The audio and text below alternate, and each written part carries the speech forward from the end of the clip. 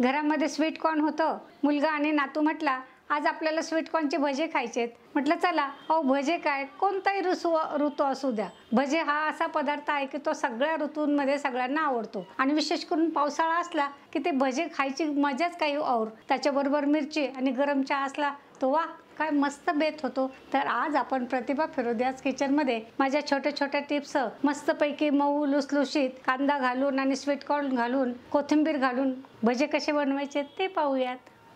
Sweet corn आणि कोथिंबीरीचे गोटा भजे बनवण्यासाठी येथे मी हिरा बेसन किंवा याला बंदूक छाप बेसन पण म्हणतात, किंवा दुकानामध्ये तुम्हाला जे आचारी लोक बेसन वापरतात ते बेसन पीठ तुम्ही घेऊन यायचं. म्हणजे तुम्हाला हे एकदम खुसखुशीत आणि जसे बाहेर भजे मिळतात तसे तयार होतात. याऐवजी तुम्ही घरचे बेसन पिठामध्ये सुद्धा हे भजे करू शकतात. तर हे 2 वाट्या, नेहमी जी मी भाजीची वाटी दाखवते ते 2 वाट्या गच्च भरून बेसन पीठ चाळून घेतलेलं आहे. बेसन पीठ चाळून घेतल्यामुळं ते पीठ हलकं होतं आणि भजे पण आपले हलके होतात. येथे मी 2 वाट्या थोड्याशा कवळ्या काड्यासहित कोथिंबीर घेतलेली आहे. शक्यतो गावरान कोथिंबीर मिळाली तर त्याचे भजे अतिशय चवदार लागतात.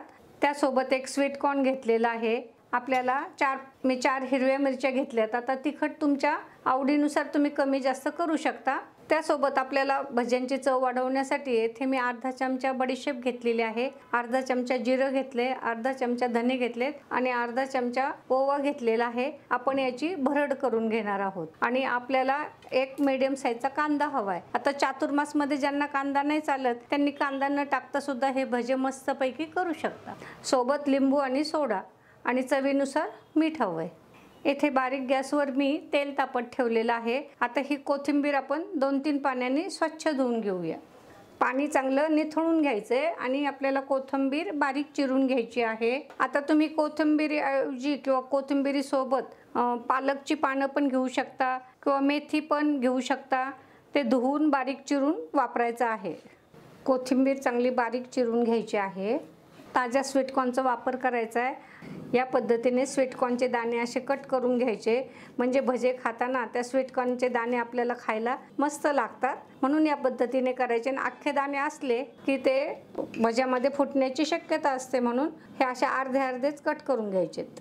मोठे राहिलेले स्वीटकॉर्न हे अशा पद्धतीने परत सुरीने कट करून घ्यायचे आहेत.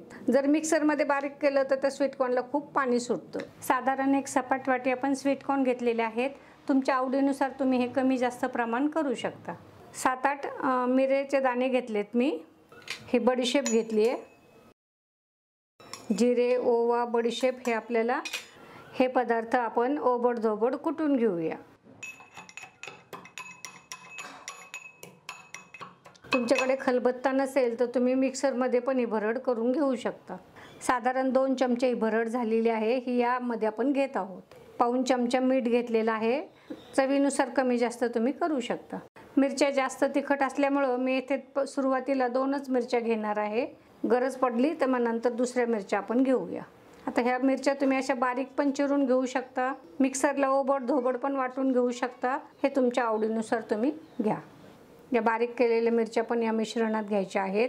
आणि आता हे सगळं आपल्याला व्यवस्थित मिक्स करून घ्यायचं आहे. सुरुवातीला आपल्याला पाणी घ्यायचं नाही आहे. हे मिश्रण एकत्र केल्यानंतरच पाण्याचा वापर करायचा आहे. कांदा पण बारीक चिरून घेतलेला आहे आणि तो या मिश्रणामध्ये मिक्स करायचा आहे. आता या मिश्रणात मी पाव चमचा हिंग घेत आहे. हिंग आवर्जून घ्यायचा, त्याचा स्वाद तर छान असतोच, पण बेसन पिठात हिंग घातल्यामुळं ते पचायला आपल्याला हलकं होतं. आता सुरुवातीला आपल्याला अगदी थोडं पाणी घ्यायचं आहे. थोडं पाणी घेऊनच आपल्याला भाज्यांचा घोळ बनवायचा आहे. खूप पाणी घातलं तर एकदम बॅटर पातळ होऊ शकतं. थोडं पाणी घेऊन हा घोळ मी तयार करत आहे. मिश्रणाची चव घेऊन पाहिलेली आहे. मिरची अगदी व्यवस्थित आहे. साधारण पाव चमचा मी इथे खाण्याचा सोडा घेतलेला आहे. ह्या सोड्याला ॲक्टिव्ह करण्यासाठी यामध्ये मी थोडंसं लिंबू पिळून घेत आहे. आणि हे मिश्रण आपण या भज्याच्या घोळामध्ये घ्यायचं आहे. भजे खुसखुशीत आणि मऊ होण्यासाठी इथे मी गरम केलेलं 1-1.5 चमचा तेल घेतलेलं आहे. आता हे सगळा सोडा आपल्याला व्यवस्थित मिश्रणामध्ये मिक्स करून घ्यायचा आहे. आणि हे मिश्रण खूप वेळ ठेवायचं नाही. काय होतं, कांदा कोथिंबीर यामुळे त्या मिश्रणाला पाणी सुटू शकतं आणि घोळ आपला पातळ होऊ शकतो. 1-2 मिनिटातच आपल्याला हे भजे तयार करायला घ्यायचे आहेत. तेल खूप गरम झाल्यामुळं गॅस बंद केला. मी आता परत गॅस चालू करते. आपल्याला एक पाण्याची वाटी घ्यायची आहे. म्हणजे त्याच्यामध्ये आपल्याला हात बुडवून भजे घालता येतील. थोडं किंचित मीठ कमी वाटते म्हणून थोडंसं वरून मागणं मीठ घेते. तेल गरम झाल्यानंतर सावकाश असं व्यवस्थित ढवळून घ्यायचं, म्हणजे तेलाला सगळीकडनं एकसारखा ताव बसतो. सुरुवातीला एक छोटा भजा आपण सोडून पाहूया, म्हणजे आपल्याला समजेल तेल तापलंय का. हो, आपलं तेल भजा तळून वरती आलेलं आहे, म्हणजे आपलं पीठ पण हलकं झालेलं आहे, तेलाला ताव पण चांगला आलेला आहे. एक पाया मी भज्यांचा काढून घेतलेला आहे. भजे अतिशय छान झालेत. आता पाण्यात हात बुडवायचा आणि हे आपल्याला लिंबापेक्षा थोडेसे छोटे भजे गोल गोल टाकायचा प्रयत्न करायचा. आपण गॅस गरजेनुसार कमी जास्त करायचा आहे, मीडियम ते बारीक.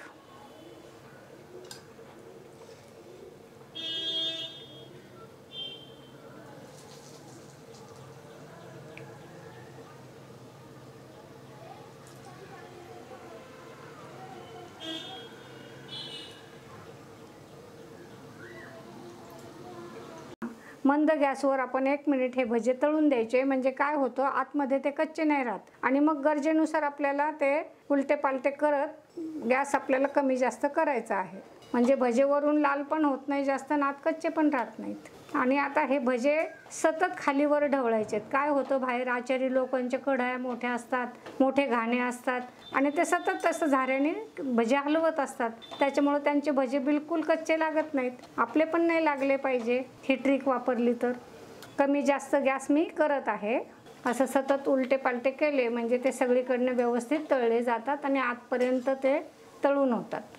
गॅस कमी जास्त करतच राहायचं आहे आपल्याला आणि खालीवर असे करत राहायचे.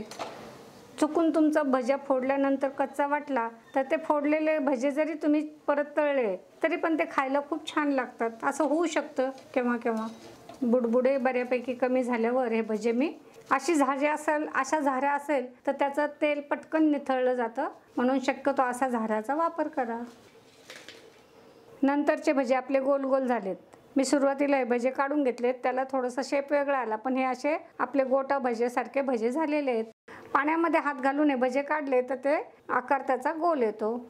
नाही, गॅस गरजेनुसार कमी जास्त करत राहायचं आहे. खूप दिवसाचा सोडा वापरू नका, नाही तर मग ते भजे व्यवस्थित होत नाहीत. बारीक गॅसवर जर तुम्ही सलग भजे तळले तर ते तेलकट होतात, म्हणून आपल्याला गरजेनुसार बारीक, मीडियम, मोठा असा गॅस करत राहायचा आहे आणि असं सतत हलवल्यामुळे भजे आपले कच्चे राहत नाहीत.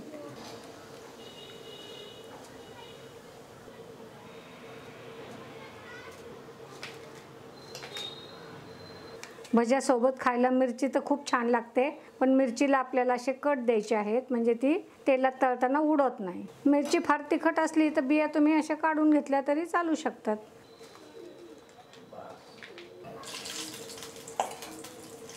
मिरच्या सोडताना थोडंसं लांबच उभे राहायचं.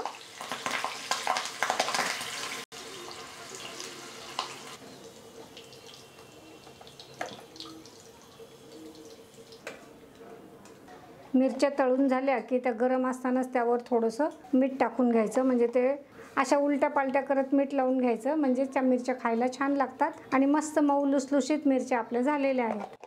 आपले मस्तपैकी स्वीटकॉर्न कोथिंबिरीचे भजे तयार झालेले आहेत. या भज्यांसोबत खायला मी टोमॅटोचा सॉस घेतलेला आहे, त्याची पण रेसिपी आपल्या चॅनलवर आहे, ती अवश्य पहा. शिवाय मी कढी पकोड्याची एक रेसिपी अगोदर टाकलेली आहे, ती मसाला कढी जर करून तुम्ही त्यात हे भजे जरी टाकून खाल्ले ना, अतिशय सुंदर चव लागते. ह्या पद्धतीने पण तुम्ही ही कढी पकोड्याची रेसिपी नक्की करून पाहिजे आहे. तर भेटूया परत एखाद्या चांगल्या मस्तपैकी नवीन रेसिपीसह. परत प्रतिभा फिरोदियाज किचनमध्ये.